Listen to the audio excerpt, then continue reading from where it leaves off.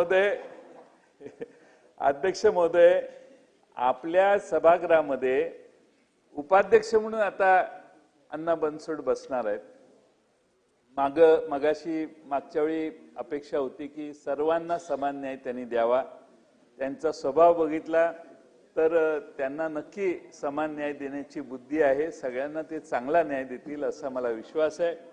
पण मी अजितदादा तुमचंही कौतुक करेन की तुम्ही तुमच्या सगळ्या 40-41 आमदारांमधून अण्णा बनसोडेंची निवड केली आणि एका दलित समाजाच्या सामान्य घरातल्या माणसाला या ठिकाणी उपाध्यक्ष म्हणून आणण्याचं काम केलं.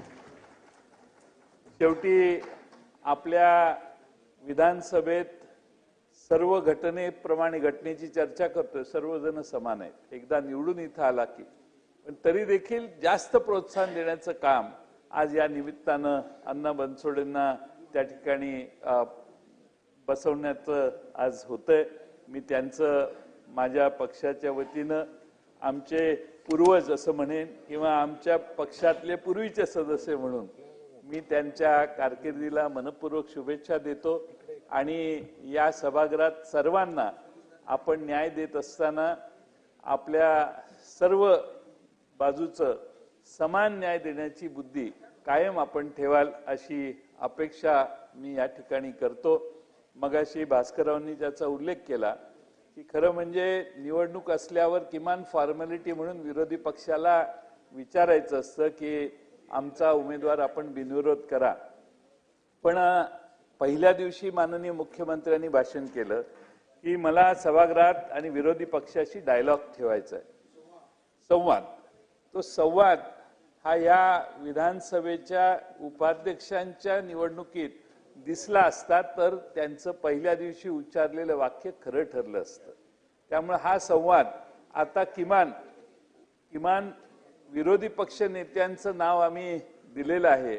आता शेजारची जागा जास्त काळ रिक्त ठेवली तर अण्णा बनसोडना करमणार नाही, एकटंच त्या बाजूला बसलेलं आणि थोडंसं आयलंडवर बसल्यासारखं त्यांची परिस्थिती होईल. आणि म्हणून विरोधी पक्ष नेत्यांना लवकरात लवकर, आता मुख्यमंत्र्यांनी सांगितलंय जेव्हा अध्यक्ष सांगतील तेव्हा ही निवडणूक होईल. आपल्या मनात असेल तर आपण आजच ते जाहीर केलं तर आपल्याही मनाचा मोठेपणा किती विशाल आहे. माझं मन परिवर्तन करायचं प्रयत्न चांगला केलाय भास्कररावांनी. आपल्याला शेवटी माणूस शेवटचा प्रयत्न म्हणून काहीतरी करावंच लागतं. त्यामुळे तो प्रयत्न आपण समजा.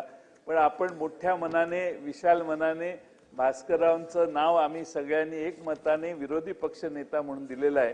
त्यांना आजच सभागृह संपायच्या आधी आपण मुख्यमंत्री आणि दोन्ही उपमुख्यमंत्री यांच्याशी चर्चा करा. पाहिजे तर सभागृह एक अर्धा तास ॲडजर्न करा चर्चा करायला. पण आपण हा मोठेपणाने निर्णय घेतला तर आज लोकशाहीला घटनेवर चर्चा करताना घटना आम्ही तंतोतंत पाळायला तयार आहोत हे अध्यक्ष महोदय आपण कृतीतून दाखवून द्यावं एवढीच विनंती करतो. आणि माझे 2 शब्द पुन्हा एकदा अण्णा बनसोड यांचं अभिनंदन करून माझे 2 शब्द पूर्ण करतो. चला.